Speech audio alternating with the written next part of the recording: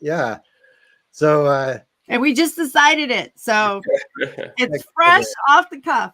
right. Yeah. So maybe we'll look at the the the Christmas passages. I've just been on a teaching series on Luke 1. So I could bring some of that to the table. But let's talk about Christmas. Do we have issues with Christmas the way it's celebrated? I've had brothers recently say, get mad that we had a Christmas tree in the church, right? Like, you know, uh, so. Yeah, let's just talk about Christmas, the American holiday that our entire economy, it seems to be dependent on. Yeah, it's a very big commercial enterprise. Yeah, yeah. Christmas, the economy of the United States will crash. Right. What it has to do with Jesus. So Yeah. I'll just throw that out there. And Yep. yeah, what do you guys, who's got something to say? Yeah. Pastor Lime, you start. So I have a lot of issues with Christmas. So, but I think I have a kind of amphibian kind of perspective, because when I started celebrating Christmas, I didn't start it in the United States. So I started it in places where there's not a lot of commercial aspect to Christmas. That was the time when neighbors would come together. We have to kill the animal ourselves. I mean, kill the turkey or the chicken ourselves. You spread things to neighbors. People come together. A lot of reconciliation, all kinds of things happening that never happened throughout the year. So I have fond memories of Christmas growing up. It was when I came to the United States that I saw how commercialized it was, and how a lot of neighborly things did not really happen, at least from my own vantage point. And well, over time, try to do that, to try and put that neighborly thing back, like inviting neighbors to have carols, to sending things to neighbors, doing all those kind of stuff. Now, that said, I studied the history of Christmas, right? Some of the terms, some of the symbols, and so on. And I know that there are a lot of things about Christmas. First of all, the date is arbitrarily chosen, because I don't know whether Jesus was born in winter. So, the shepherds were sleeping at night. I don't know whether they'll be sleeping at night outside. They were in the field outside in winter. I'm not sure. So first of all, the date. Secondly, some of the things put in there, that a lot of those things came from pagan practices in Europe, that got mingled with it, right? So I do know all that. Christmas tree, all this stuff. But there are some good ones, like candy cane. Those kind of things came from a minister, actually, who wanted to help, to get children engaged, and all that. I did that. So now, that said, what I have learned, like I said, my amphibian views, there are certain activities, certain things that we do, and I'm not even just talking about Christmas now, even coming from Africa, there's certain festivals that we used to do that were not grounded in scriptures. But as the gospel came, those festivals, because they garnered attention, garnered people, those festivals were repurposed and reclaimed. I believe Jesus Christ came to save that which is lost, not just people, but what we lost in the garden. And some of these things, we've lost them. So Super Bowl does not have a Christian origin, but we use it for outreach. I can go on and on. So that's the way I view Christmas. Like, yeah, I know. I think it's a good thing to celebrate the first advent, of the Savior. Great thing. There are a lot of things around it that came over time. But I also believe that things can be redeemed and repurposed. And that's what I try to do during Christmas. Family time, neighbor time, gospel time. That's beautiful. That's good. Yeah. Scott, what about you? Oh man, I don't want to show off my cynicism too much. No, show up. Show up. Show up. Good. Show up. So like when I was in college, I was just really bothered at the commercialization. I was, I love Susie because she is she she takes issue with things, and it's good to find somebody else who actually like is wrestling with how to be that person in civil society, right? Like it's like and so I was always kind of like depressed over Christmas. Like I felt like, Jesus, we're not talking about you, like, and finally I just was like, you know what? There's like 2 or 3 times a year I get together with my whole family. And that's cool. Like that's cool. It's kind of like that's a cool thing. I'm not gonna, I don't know, I just kind of gave up on trying to make it super meaningful. So I'm getting convicted listening to you, Pastor Long, because I think there is more opportunity to be had with it, but it's a lot of work. It's a lot of work to do that, right? And so I've kind of had the attitude, I'm not doing any more work. I'm like, yes. Okay. I'm getting together with my family. I'm going to show up, Uh-huh. and that's what it is. We're going to open presents. We keep making that less and less work every year. Moon grew up in a family, they didn't celebrate Christmas, so my poor boys, like they didn't have the experience I did growing up, which were in my family was a really big deal, right? Like, and really cool. Like, really, some of the most magical memories are my Christmas memories as a child, right? Like, and so that part of it, it's just really fun, like fun memories for me. But to Pastor Lon's point, I've actually, as I've been praying over the last couple of years, there's been a couple times God took me to, there was this one passage in Ezekiel, and that the throne in Ezekiel, like the wheel upon a wheel and the 4 creatures and all of that, that's the Babylonian zodiac, those creatures, okay. right? And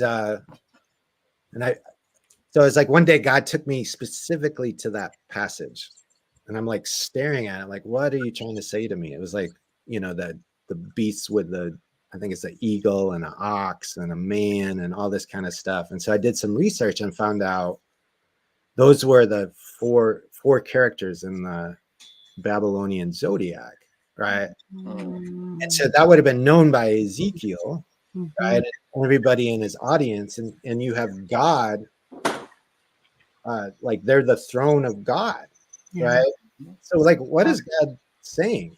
I mean, talk about redeeming a pagan. I mean, it's Babylon, for goodness sakes. Like, you don't usually go, oh, Babylon, the great city in the Bible that we all celebrate and means so much good things, right? It's actually the opposite. It's like it's the city of empire. It's the city of Satan, basically, right? And so here's God riding on their zodiac. Like, what the heck is up with that? And it made me think about calendar, right? And time. Sorry, guys, I need to do something with my charger. It's about so if I'm gonna go off a little bit too. So I got you. Continue, yeah. And so it just, what my sense of what God was saying to me was, I want to be Lord over the calendar. Right. Yes. And then if you look at God's law, he said a yearly rhythm of remembering, right? That was meant really in a lot of ways to fight the tendency of humanity to move towards empire. Really, that's kind of what I see in it. It's like, you're going to remember for the rest of your nation's history that you were slaves in Egypt, right? I never want you to forget that what happened when somebody became in charge of everything, right? And so it just has really made me think that rhythms of celebration that are infused with godly meaning are really important. You know, they're really important. And and and so I've just been chewing on that for a while. I actually would like to see, like, so we do our carols on Clark Street, and we did it this past Friday, and I posted some stuff, and you know, it was great. Our Indian congregation and our Spanish congregation are singing in their native language, Christmas carols, going down Clark Street, which is pretty much like a Latino restaurant corridor, right? And people are waving at us from their windows. Shop owners are coming in. Little kids from the church are handing out Bibles and Spanish and English Bibles to everybody as they're coming around. People are honking at us, right?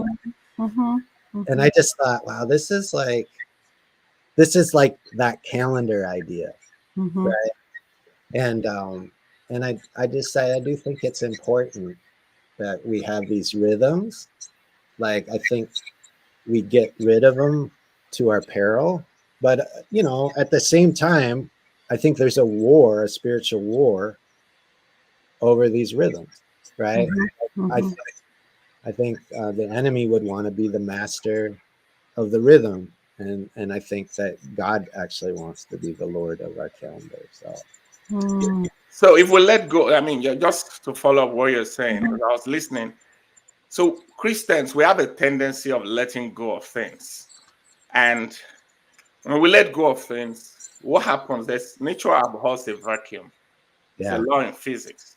Other people are going to take over it. The commercialism is going to take over. You know, other things will take over. So if we have some kind of a foothold in any one of these things, I think we should claim it more, right? Claim it more and infuse it with the kingdom of God, right?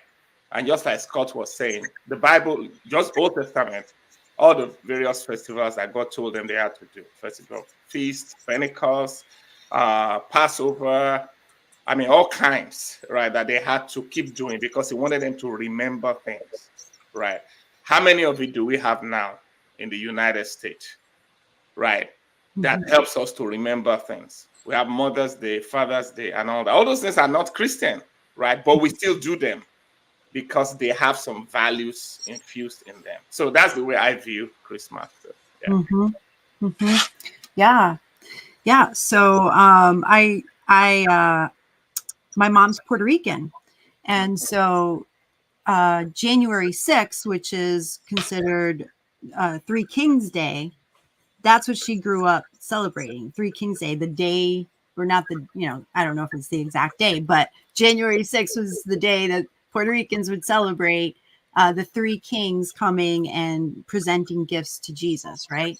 And so a lot of what you described, Pastor Lon, about, you know, singing and dancing and food, pasteles, coquito. I mean, there's like all this food, right? And so, but now then she married my dad, and he's French Canadian, and so he was all about the Christmas tree, the presents, and all that. So I had that. That's what I grew up with, right? Where the with both celebrations, but over the years, my parents started having more kids, which meant that I got less presents. so right. And so as a kid, you're like, well, wait a minute. I wanted that. That's not what they wanted. Right. And so so I'm just reflecting, right. On what the journey that I went on with Christmas and gifts and what, and then also, you know, we had to go to church on Christmas morning, Catholic Mass. And then it was after that that you open your presents, but you have to kneel before the tree and you got to say a prayer and there was like all this weird stuff, right? That just didn't feel right to me. But I was a kid and I would say things, but as a kid, they're like, no, you need to be quiet. You need to, but in like, there were a lot of things that didn't feel right. Um, and anyway, fast forward, when I started having kids, then, you have to do what everybody else is doing because the kids are going to expect presents because their kids Yeah. their friends are Yeah. going to be receiving presents. And then when they go back to school, they're going to talk about what did you get? What did you get? Right. So there's all this peer pressure. Yeah. And my husband is a huge gift giver. Like he loves Christmas. But I, I'd go to, I worked in churches for a long time. And so there was, all the Christmas, all the hoopla to get the church ready for Christmas. Yeah. And I realized one day, what would Jesus think about all this? I mean, honestly, like if he were to walk in on this, he'd be like, where is the love here? I'm all about love. Where is the love here? Here you guys are bickering about where to put the star and who's going to do this. Where's the love? And then I started learning, just that he wasn't really born in a stable, like the way there were so many things, right? That I realized like, oh, wait, I got that wrong. He was really, it wasn't, it was, not the wooden stable. It was probably an area of a home that was stone, an area for animals, right? And I know that throughout the years, people have tried to capture the story as best as they could, right? To share the story of what happened and how humble his beginnings were. So I appreciate all that, right? Because the fact that Jesus came into the world and he was like the epitome, he was love. I mean, there's no one that compares to the love that we know of that was written in scripture. Like there's no person on earth that we know of that had as much love as he had, right? And so it's been quite a few years ago, I started boycotting Christmas. And I told this was after the kids were old enough. I was like, I'm done. If you want to decorate the tree, if you want to, do all that kind of stuff, go ahead. But I want to focus on what's really important. I want to love people throughout this season because this is the season where we're supposed to have more love, and it seems like we have less love, right? And there's more stress, and it's all about capitalism, honestly, right? The decorations in the stores start coming out, and October now. And in some places you have decorations all year around that you can buy decorations. And I'm not against decorations or anything like that, but that's the first thing I think of. It's like, okay, well, is this going to open up more possibilities for love, right? And many times, like especially right now in this season, right? Because it's Advent season and people are waiting, there's this waiting, right? And what I'm waiting for is for the church to wake up and say, we are doing a huge injustice to the Palestinians, right? That's what I'm waiting for. So, so when it comes to Christmas, I'm not all about Christmas. Okay, that's it. Well, talk about roles of women. Mm-hmm. Like in where I grew up, my mom is like, she loves to decorate, right? And my grandma was like that. Both my grandmas were like that. But it was the men were never decorating. It was the women leading on it and having us kids help out, right? Um, so I my poor wife, like we've never, we might have had a Christmas tree once. We're always traveling, right? But like, she didn't have that growing up. Her little sister finally was like, "Are we ever gonna celebrate Christmas?" She like, I think, went and bought a tree when she was like 12 and like set it up So I mean, like, yeah, it is interesting, like how the whole thing. I can only imagine the pressure, Susie, on you, right? Right, like especially being from West Michigan, right? Like you know, like that is a big topic of conversation of what decorations are you putting up? When do you put them up? Yeah. When do they come down? Right, like. Yeah. I And I can't worked imagine being like, why am I signed up for this automatically? right. And I worked at the church you grew up with, right? Right. For Yeah. years, it was, oh, Susie, you're over the youth group, which means it's your responsibility to have the youth group here to help put up the decorations. And I'm like, well, what's that? You want me to put up a tree? I'll put up one tree.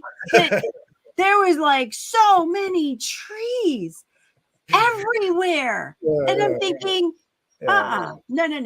So we did it a few times. Christmas. They love their Christmas. Yeah, I'm thinking of what Jesus said about, when he was talking about, am I okay? He was talking about the more, I think, because the weightier matters of the law. Like he was talking about, people were talking about activities and all that they were not considering, the things that weigh the most, like mercy, justice, and all that. So I also think that in all these festivities and all these things going on, we have to weigh values, right? So the way I approach it is, now some people, Christmas tree is very weighty to them. Decorations very weighty to them, all that. Now with God, all those things don't carry much weight. But the things that carry much weight are some of the things that, Susie, you were talking about: compassion, love, justice, right? But one thing I also realized, being a pastor and all that, I realized that you can, if you don't pay attention to the values of people that you feel are not as weighty as the other ones, right? But they are not evil, right? Yeah. They might not participate in your value that you feel they are weighty.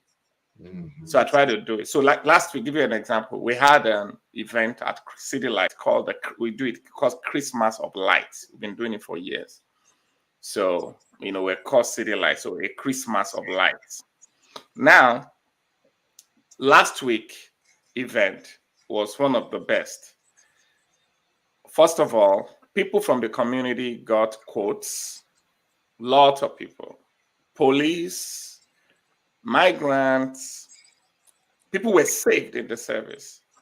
People had, it was like, a production that had a mixture of American and African. We had like artists and all that. People came and gave their lives.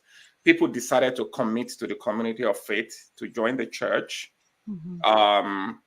Like a lot of great things happened. Children and all that, they had the opportunity to act and do all that dance on their faith. On the north side, we had a carol recording, which is going to be released. We do it every year to the Rogers Park, North Shore area. We do it to next door and all that. Actually, literally have a catalog of like testimonies from people. Like when we did it in 2020, people were locked in their pandemic, but they were listening to music that we produced in their house. And, like all around the North Shore area. Every year we do it. Like hundreds of people from everywhere commenting on that. So what we did is that, basically it's just I'm not really into the trees, the whatever, but I also believe that the gospel can ride on things. Love and compassion and justice can ride on some of those things that I don't really value that much, right? So, and I know Jesus and Paul did that. To the Jew, I became like a Jew. To and that I might win some, right? Mm-hmm. So that's the way I look. I like to look at things from the evangelist kingdom. How that can the kingdom have an opportunity in this? Because what I've noticed that if light decides that I will not participate, darkness will take over completely. Yeah. So, That's a good perspective. Thank you for sharing that. Yeah, because I was feeling the other way, like darkness took over, and the light was completely dimmed out, and so I feel like the light needs to rise up in this mess. yes. Yeah. Mhm. Yeah. So when I first hit the neighborhood, the ministry God had me in was with the homeless folks, the folks out on the street, and so I had guys staying with me, and so I would bring them home for Christmas, and my parents were just totally hospitable, and but I was really on this like my heart was just really broken for people on the street and stuff like that, and I remember one Christmas Eve, we went to the Christmas Eve service, and on the way we passed a hitchhiker, and I was like, Dad, should we stop for him? He's like, we're late for church, and we went to church, right? And I'm feeling like, how in the world? Like I'm 20, so like I'm like, how in the world? Do you not know that Mary and Joseph were homeless on Christmas? like, how are we passing somebody who might be homeless on Christmas? So we were one song in, and I'm just like so like riled up. And my dad was like, I knew what you were gonna ask me. I said, Dad, I need the keys. Can I get the keys? I want to go back and get that guy. And he was like, he was kind of really not feeling it, you know. I understand in his mind, like, what if this guy's a murderer? What if, you know? But he let me go, you know, and so I drove back. The guy was gone, you know, and I came back, and my dad was like, the whole time I cannot be present in the Christmas service because I am like worried my son's gonna get murdered, right? Like, you know. Yeah. But I always felt like that was probably the closest to the first Christmas that we had, right? Like this homelessness, the fear of death, all these things. Like, these were all part of the very first Christmas, right? Like, and I think for a long time I was like, that's what I want Christmas to be, is to really like to your point, Susie. It's kind of like it's become this very like really almost the most restful, comfortable time of the year, you know, in some sense, right? It's the most kind of wonderful time of the yeah. I mean, also it's very stressful, like sometimes, but the goal is indulgence, right? Like that is the goal of Christmas in every way. Indulgence, food, gifts, decorations, lights, you know, and so the opposite of what Jesus' mission was on the earth, in some sense, right? And of how the first Christmas went down. I mean, the first Christmas, like you literally have the most powerful man in the world is trying to kill the baby, right? Like this, right. This is not like little baby Jesus under the tree, you know, hey, everything's happy. It's like you should have like people with guns pointed at him, right? Like, you know, and so I for years, like I'm no joke, Susie, like with you, like fighting for the real narrative. And finally I was like, you know, I'll do that the rest of the year. I kind of was like, all right, game over. I'm gonna love my family during this week instead of always like being in their face about this. You know? Yeah. Yeah. Well, the churches in Bethlehem, you know, they built this rubble, this pile of rubble, and then put Jesus on top of on the rubble and said, you know, we're not celebrating. We love Jesus, you know, and we'll always celebrate him, but we're not falling into this Christmas, like, oh, let's all be happy, let's all be merry. That no, there, you know, this is what's happening right now. Yeah, yeah, and yeah. and I was like, I mean, I am horrified with what is happening over there, but I am like, finally, a church says, you know what? Let's look at what's really happening in the world. Let's look at what's happening in the world. Let's not turn a blind eye because we're so busy preparing for, you know, so that our Christmas can be nice and cozy and comfy. It's, you know, there's serious things happening here. And we're like the horses, you know, with the blinders on. We're just focused on us, and we're not looking at the things we need to be looking at. Yeah. Yeah. I, yeah, you get me fired up. You're getting me fired up. At one point, I wanted to create a star. I wanted to do like an art installation and have. I was trying to figure out how to do it, but where there would be a star like 200 yards, like as high as you can go and not break, you know, aeration or aviation like rules, you know, um, and have it spotlight to a field, and then and I wanted to do it in Middleville where you could see it from anywhere you were.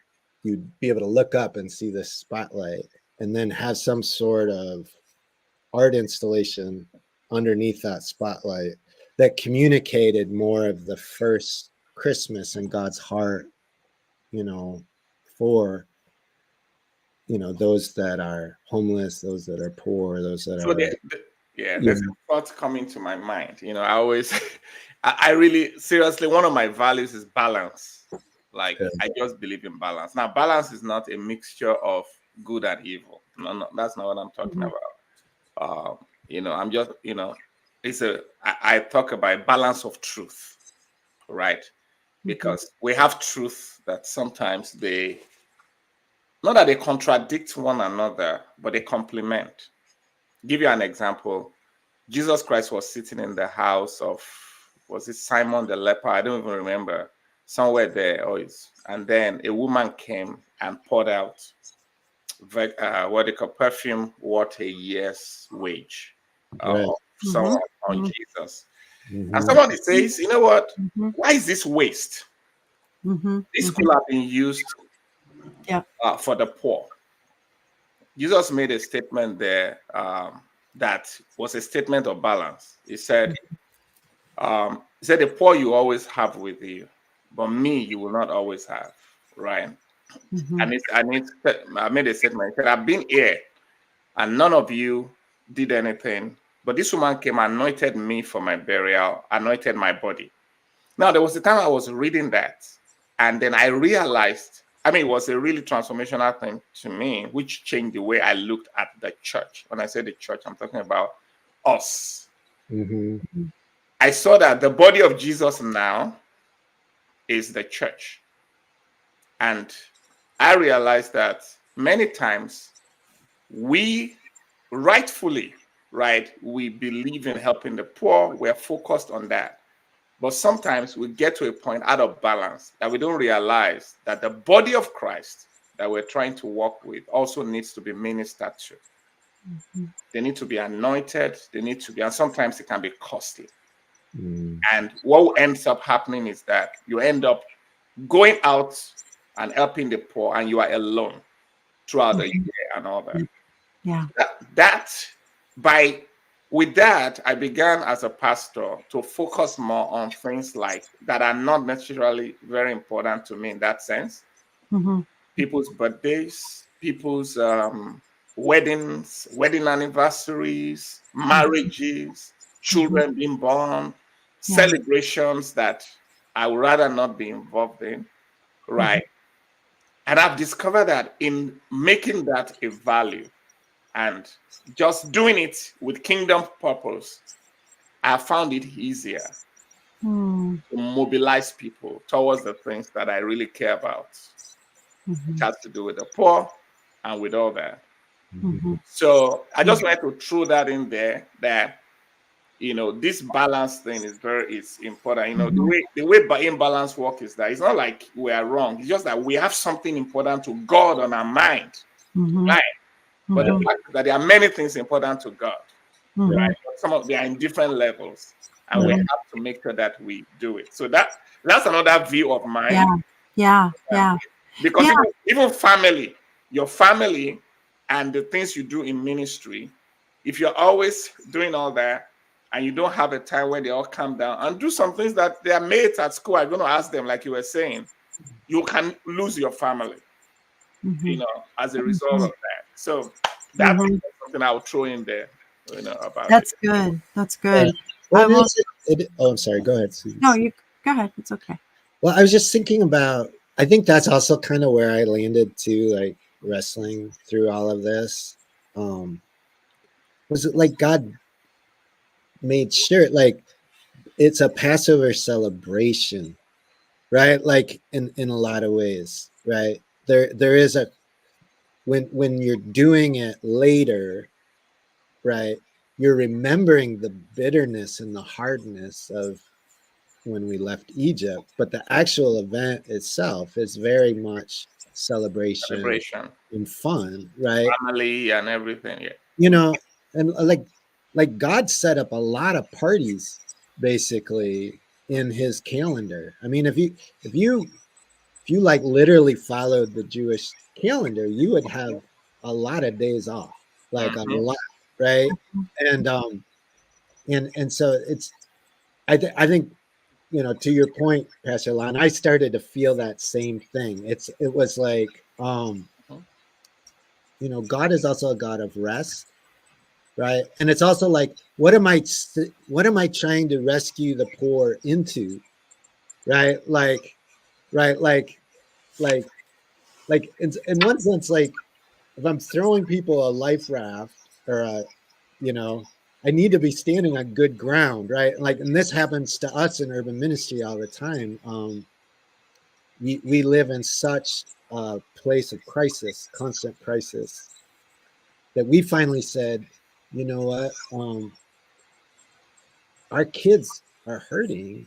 Our kids are missing out on some of the stuff that I had growing up because we're always, every time we do something with them, we were kind of, not all the time. I took my kids on all kinds of things, but in terms of like, I grew up with like family friends where we would get together.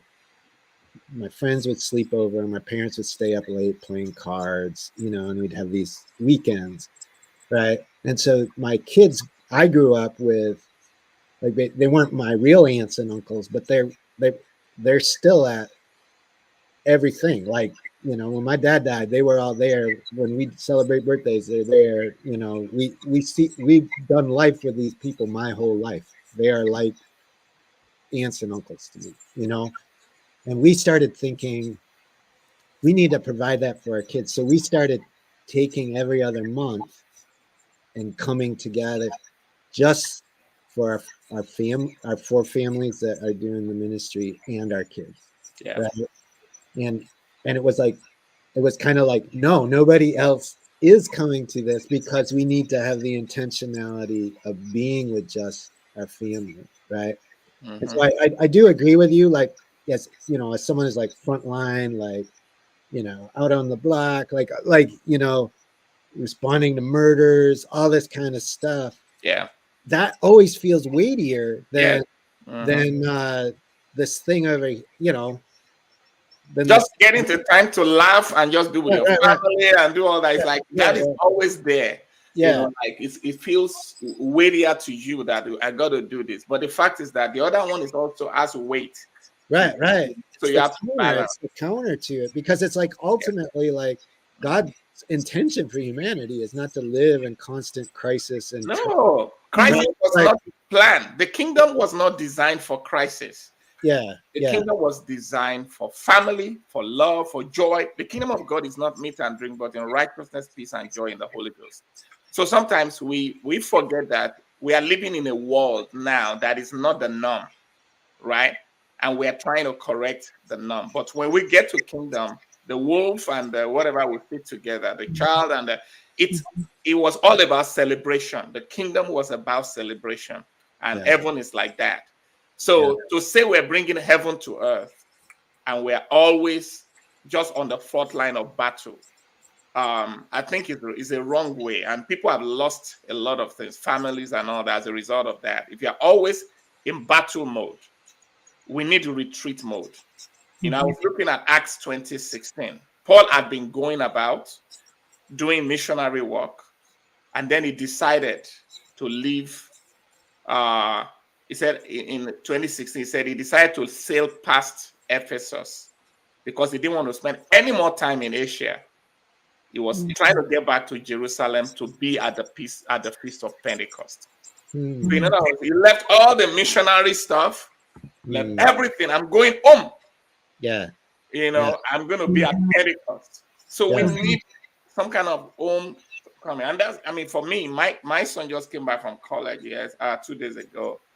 And everybody's coming back into the house. Soon I am going to be traveling from the beginning of the year. I already have scheduled throughout the year. I'm this place, that place, that place, which is important. I have, all this stuff for planning. But I think sometimes these holidays, in the redemption focus that I'm talking about, allow us to have those pauses that we just pause and we're able to look at other values, other weighty things, and just invest in them. So that's yeah, Yeah. Yeah. Now, okay. There was something I was going to say before, but I can say that later. But but I want to choose when I pause. I don't want to pause when the world tells me I have to pause. yeah. Or that, you need to pause, or this is, these are the days we're creating for you to pause. Sometimes that doesn't work for me. Yeah. Right. Like for me, when I want to pause is the end of December, the last couple of days of December and the first couple of days of January, because my brother died on New Year's Day. And, that was very impactful for me and my family. Right. And so I choose to go into deep reflection during that time. And, I think about his life. I think about all that, but I also think about what am I doing with my life? What every day when I wake up and I take a breath, am I living the life with a life that is full of love for humanity, love anyway. So, that's when I want to pause. Right. So I think too that we have agency. We need to reclaim, like, you know what? I want to choose the time I need for myself. Right. And then I want to talk about, because you talked about values, right? And I 100% respect, where people have different values. And I want to say, for me, like, there is always room for improvement on how we respect each other. Right. And I'm just going to use this as an example. When I was working at the church that Scott grew up in, I used to take the kids, and whoever wanted to go, we would go Christmas caroling. And I then decided, like, the next year, well, we're going to do it this way. And then I realized, you know what? We have a lot of elderly people in our church that can't get out. And so we're going to go to their homes, and it's going to be complete surprise, right? We're going to go to their homes and we're going to just sing. We're going to find out like what songs they like. I had to learn like some of those songs anyway. So we learned some of those songs because, some of them, anyway. And then the next year it was, we have quite a few people with cancer or some kind of a disease. Let's go to their homes, right? And so what the kids watched and participated in was, we are, oh yeah, we went to this person's house and, we sang and whatever. And then a few months later, when they passed, they had an affinity to that. Like they knew not just that person, but they knew the smile of that person. They knew the warmth that we brought to that person. Right. So I think it's important to, to know that whatever we're doing, we could always improve it to love someone better. Yeah. Right. And that's reclaiming it. I mean, what you did with those kids was taking them from the commercial focus of it into the real thing, what we ought to be doing. Yeah. Right? Yeah. So, and I think that we can still do that for more people, letting them see, like what, this is an opportunity that we can use. Right. So, and the one last thing I would say, talking about a pause, like now, the personal pause and the societal pause, even though people don't pause as much. Right. Oh, there you are. We couldn't hear you. Start again. Okay, so I said the personal pause, right? When we, you talk about, and the societal one. For me, I don't think that they are mutually exclusive, right?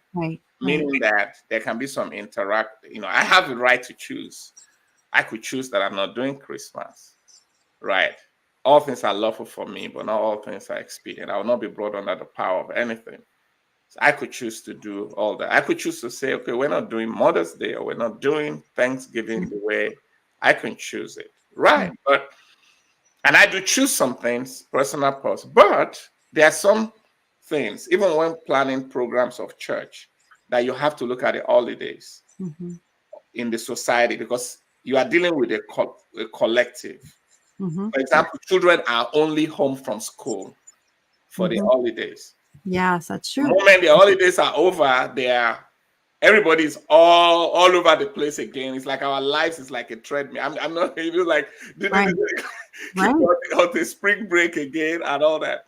Yeah. So I have to take advantage of these pauses that society has put together.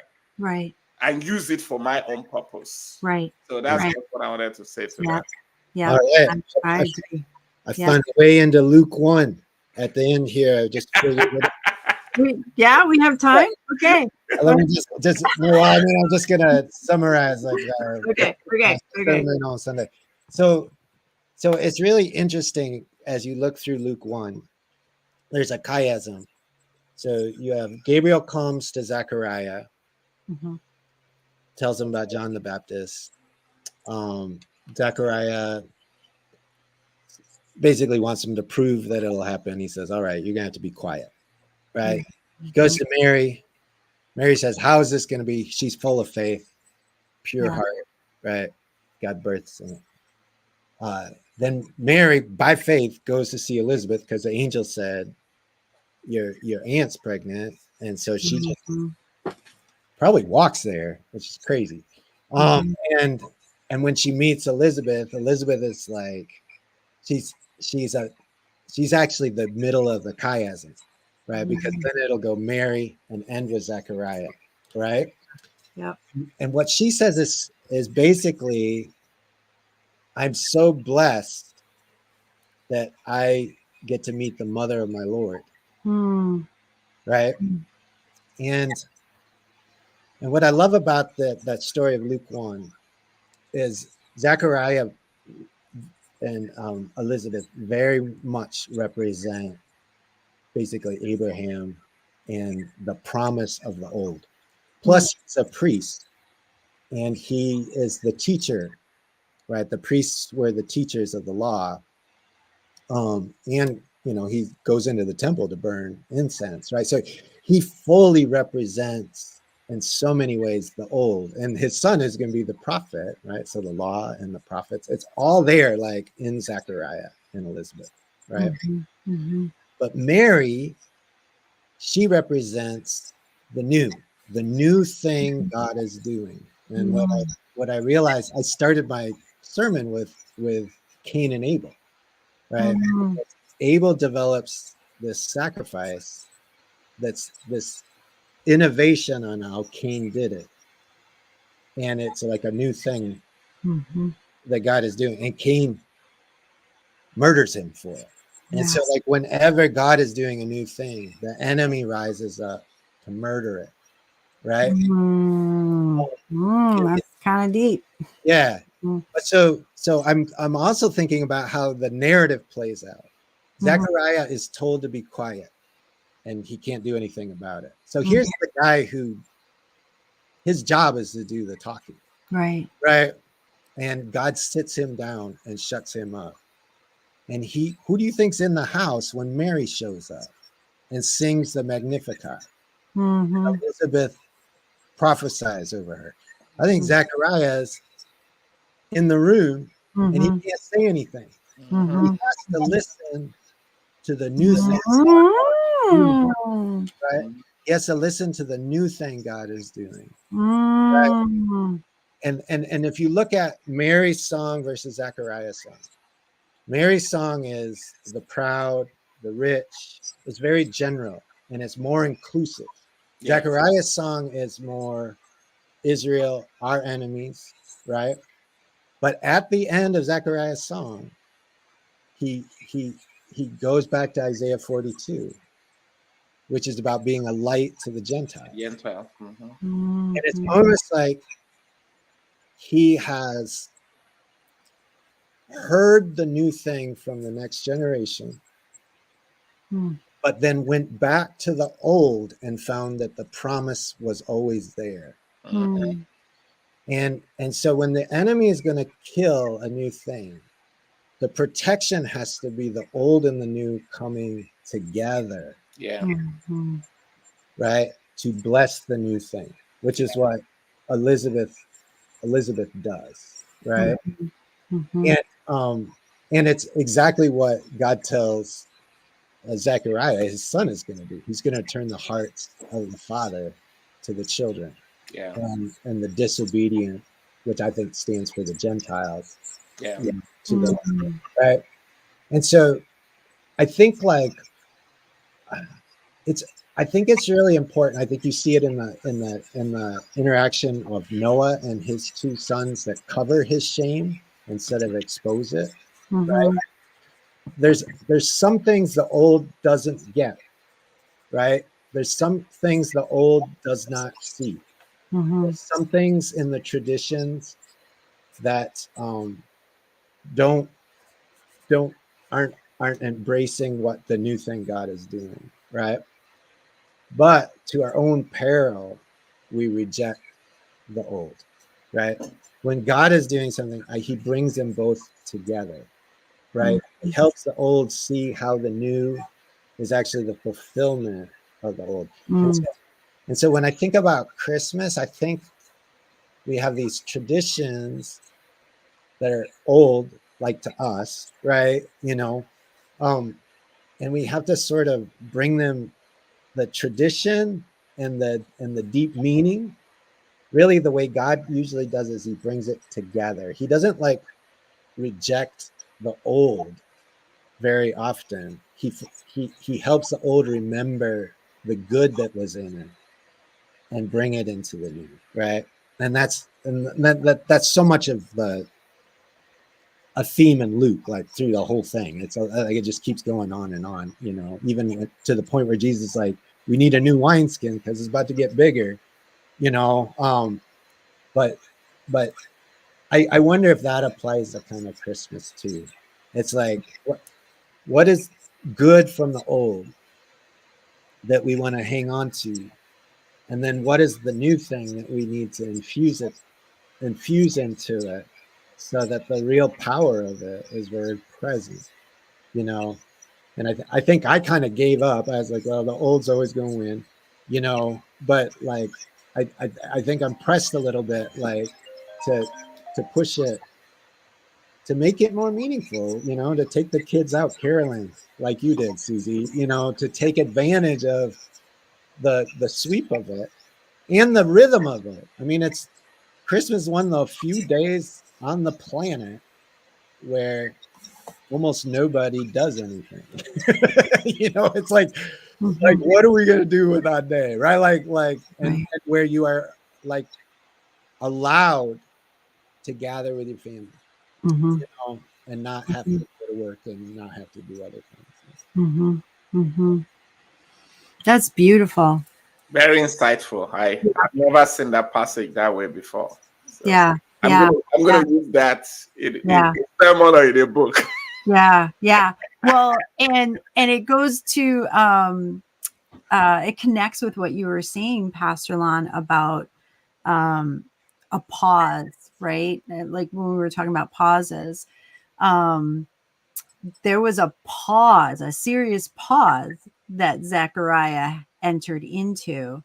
And then when Mary showed up, you know, and had, you know, time there, that was like a deeper layer of pause for Zechariah to, I mean, just like if we were to just take that, like you were talking about, Scott, like if we were to just take that and just kind of bring it out, like what were they thinking and feeling? Like what was going on in there? All of them were all impacted physically. Yeah. Right? They were impacted physically, so mentally, emotionally, and spiritually, right? There was, I mean, can you imagine like what they were thinking when they would go to bed at night, wake up in the morning and be together, right? That there's just so much there. Oh my gosh, you're like blowing my brain. Because I never thought about that was the only way Zechariah could be pregnant at the same time. Yeah.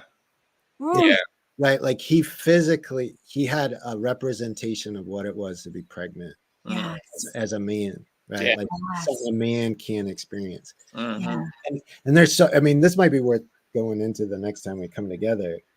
You think about how we were talking about voice, like the silent voice of the woman that Adam listened to. Right. It's almost like, what is going on when Jesus is born? God silences a man to listen to a woman.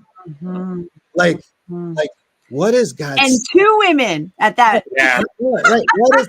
But like if you follow the narrative of voice from Genesis 3, and then you kind of have this, you know, what is supposed to be the reverse of the curse in Luke 1.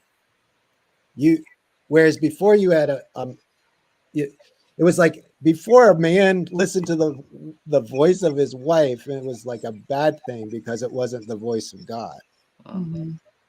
But in this case, a man is forced to listen to the voice of his wife because it is the voice of God.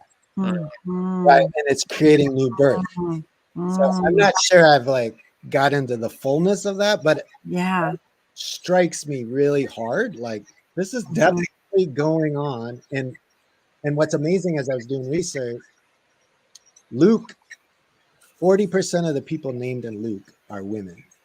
The most kind of generous to including women in the story of all the Gospels. But even if you track the Gospels, it's so fascinating. To almost everything miracle that happens to a man, there is a counter story, almost the exact same story happening to a woman.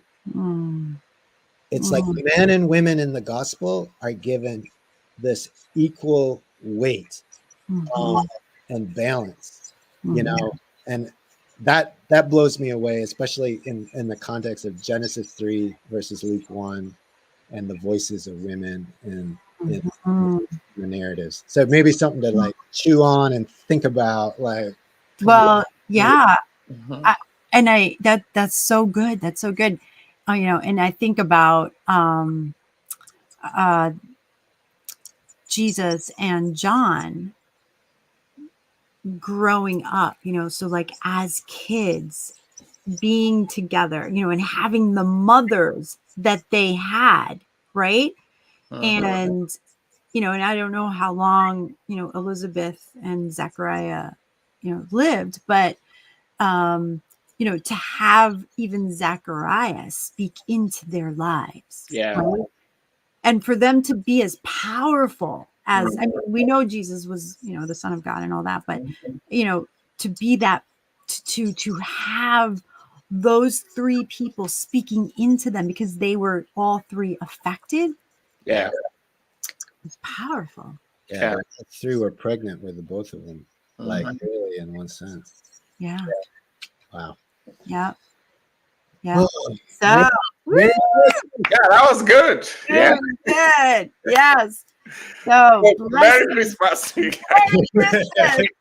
How about a Happy New Year. love-filled Christmas? So have Yes. a love-filled Love-filled, meaningful Yeah. Christmas. Yeah. meaningful Christmas. Have yourself a meaningful Christmas. And pause and love the people around you, and even like Yeah. reach out with your love.